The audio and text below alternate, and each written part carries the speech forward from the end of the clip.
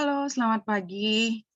Selamat datang di video ini. Video ini adalah cerita tentang bagaimana minggu tanggal 2 sampai pekan tanggal 2 sampai 8 ke depan, itu kira-kira bagaimana penggambarannya setelah saya membaca detail hari per hari kemarin, hari Minggu.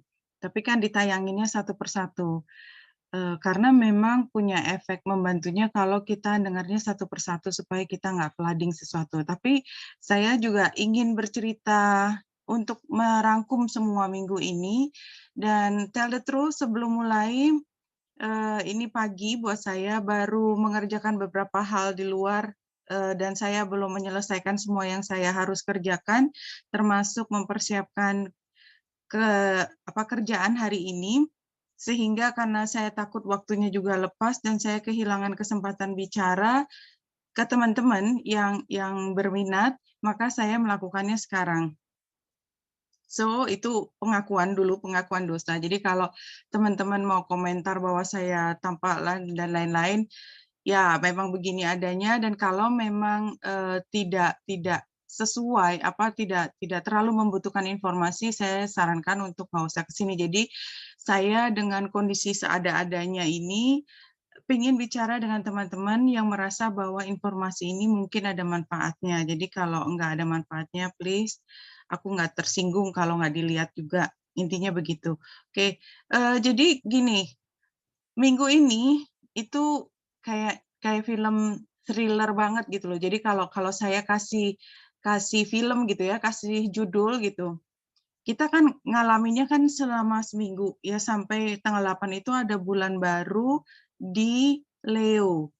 Itu kalau teman-teman googling ya, eee, bulan baru di Leo itu is a big thing juga gitu loh. Karena kayak kita menemukan diri yang seperti the queen, the king, kita kita menjadi lebih percaya diri, lebih keren banget, itu kan something banget. Tapi untuk sampai ke situ, itu kan luar biasa. Nah, itu perjalanannya walaupun perjuangannya sudah lama, tapi kira-kira, proses sampai jadi begitu tuh dalam minggu ini. Jadi kalau misalnya teman-teman tertarik mendengarkan, silahkan, saya memberi apa ya, referensi buat proses ini seperti satu itu kayak Finding Nemo, atau kalau buat teman-teman, yang cewek senang Frozen ya, Frozen 2 terutama, kemudian yang terakhir adalah Ocean 8 mungkin yang terakhir ya yang saya suka, karena itu cewek semua. Ya, jadi ceritanya itu memang, dalam minggu ini, itu kayak kita dipaksa dipepet gitu ya, dipepet sampai sampai dipepet itu kalau Finding Nemo itu kan kayak dipisah dari ayahnya, dipisah dan dia dibawa pergi dan itu bukan dia yang merencanakan, something dari outside tuh mengambil dia, tapi somehow dalam perjalanan itu dia menemukan teman Dory dan dan semua teman-teman yang so nice gitu dan semua ada perannya di dalam kehidupannya dia. Ya, jadi kalau something happen di awal, kemudian kayak terpaksa harus survive gitu ya, harus bisa melakukan sesuatu tapi menemukan bahwa dia tuh tidak tidak sekecil yang dilihat ayahnya, dia bukannya nggak mampu, mungkin si Nemo itu kan, tangannya siripnya juga salah satu kecil gitu kan. Jadi kan hal yang diidentifikasikan ke dia sebagai kekurangannya dia, itu tidak mendefinisikan kekuatannya dia. Tapi itu kan sukar, karena apa? Karena orang yang mencintai kita, ayahnya si Nemo, itu kan berusaha melindungi. Justru karena sangat sayang, dia tidak memberi kesempatan pada si Nemo untuk menemukan bahwa dia bisa, dia punya peran, dia punya kekuatan, dan dia punya kepemimpinan. Karena dia nemu teman. Cuman itu kan harus dipaksa oleh semesta dilepas dulu sampai bisa menemukan hal tersebut. Mungkin ceritanya nggak seseru Nemo tentu saja, tapi kalau kita menghadapi masalah di depan, kemudian kayak kita kepepet, itu ingat aja bahwa kita seperti di dalam game dan, kita tuh tugasnya survival. Karena kita sedang diuji kemampuan kita, sampai kita menemukan bahwa kita mampu sampai level mana. Itu tergantung kita. Oke, jadi minggu ini sebenarnya kalau kita fokus ke situ, mudah-mudahan kita bisa konsen kalau kalau kita tengah diuji sampai menemukan potensi kita di dalam itu terbuka satu persatu. Mungkin yang lainnya sudah duluan, ini ada satu hal yang penting yang harus muncul, karena dia akan menjadi basis untuk proyek yang berikutnya. Tapi untuk proyek berikutnya itu nomor satu harus bikin tim dulu. Nah, siapa timnya? Timnya itu tidak seperti yang kita pikirkan. Jadi ini seperti, kalau saya tadi kasih contohnya adalah Ocean 8 ya. Jadi itu kan sebenarnya tim besar, terdiri dari orang yang nggak ada hubungannya sama sekali, but somehow apapun tujuannya, saya nggak ngambil bahwa itu adalah tujuan mencuri ya, karena kan Ocean 8 itu kan terakhir mencuri. Yang saya lihat adalah strateginya bagaimana orang yang tidak ada hubungannya satu dengan yang lain itu bisa menjadi tim. Karena siapa yang bikin tim itu?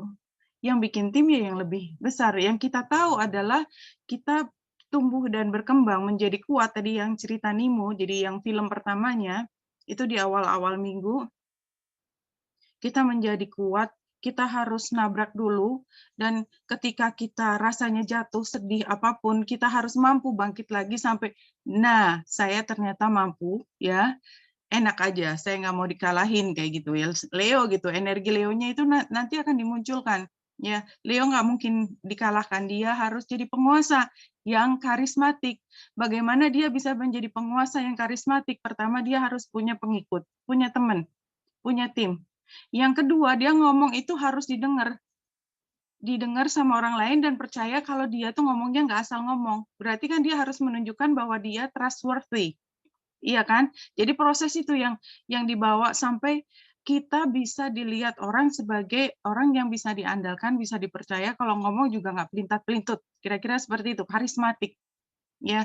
Nah, ketika kita udah sampai di sana, somehow assembling gitu ya, tiba-tiba ada orkestra gitu ya. Orkestra itu kan dari macam-macam, ada yang flute, ada yang trombon, ada yang trompet, ada yang perkusi, dan lagi semua itu menjadi satu kesatuan simfoni yang indah sekali. But who's doing the, ya, yang membentuk tim itu bukan kita. Kita hanya merasakan kita sebagai satu orang ditumbuh kembangkan sampai satu titik tertentu. Ketika kita berani mengeluarkan potensi kita, tiba-tiba orang-orang yang mendukung visi kita itu sudah ada di sana, karena dia ceritanya juga sama, ya.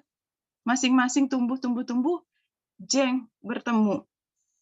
Itu adalah skenario yang sangat indah. Buat saya pribadi, itu bukan cerita, itu adalah realitas, karena saya memang kebetulan orangnya suka niteni, bagaimana saya suka melihat orang dan dalam perkembangannya, dengan latar belakangnya, dan kemudian bagaimana kita bisa bekerja sama. Bahkan saya bisa bekerja sama, ini pengalaman saya, dengan orang yang tadinya di awal adalah seperti musuh.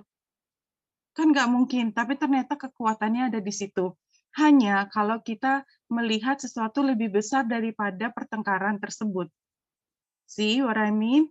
Ya, jadi kalau teman-teman, ya jadi pesannya itu sih, ke depan kita sebenarnya kalau memang punya kreativitas yang sangat sangat yang sudah siap lah, kira-kira udah siap. Kreativitas itu bisa pekerjaan, bisa proyek, bisa talenta kita, bisa percintaan juga. Karena kan Leo itu, energi Leo itu rumah kelima adalah tentang termasuk berkeluarga, kemudian kisah cinta terindah itu datangnya dari rumah kelima. Jadi termasuk pet juga ada di situ.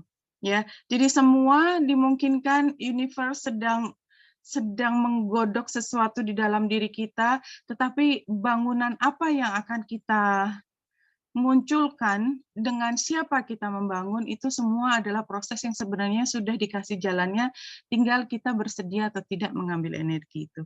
Oke, Benita Indrasari sini, semoga membantu. Salam hati dan cahaya.